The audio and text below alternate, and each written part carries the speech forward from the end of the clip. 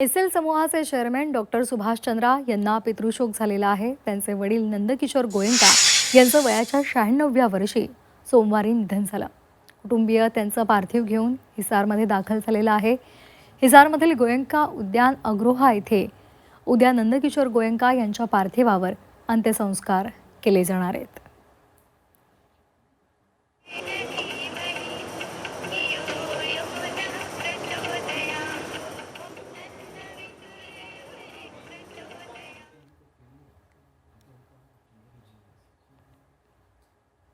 दरम्यान पंतप्रधान नरेंद्र मोदी यांनी डॉक्टर सुभाष चंद्रा यांना पत्र लिहिलेलं आहे।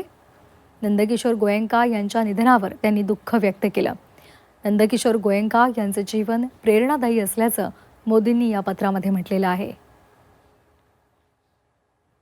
डॉक्टर सुभाष चंद्राजी नंदकिशोर गोयंका यांच्या निधनाची बातमी ऐकून अतीव दुःख झालं। या कठीण प्रसंगी माझ्या संवेदना आपल्या आणि संपूर्ण कुटुंबाच्या पाठीशी आहेत।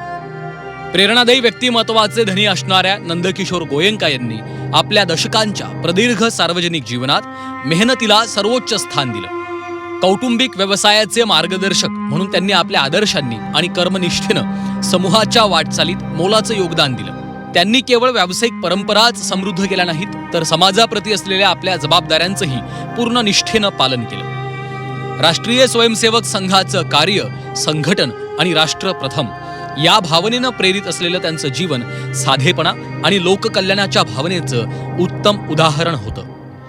माझं हे भाग्य होतं की मला अनेकदा त्यांची भेट घेण्याची संधी मिळाली आणि त्यांचं आपुलकीचं वर्तन माझ्या स्मरणात सदैव राहील। त्यांचं जाणं ही समाजासाठी कधीही न भरून निघणारी हानी आहे।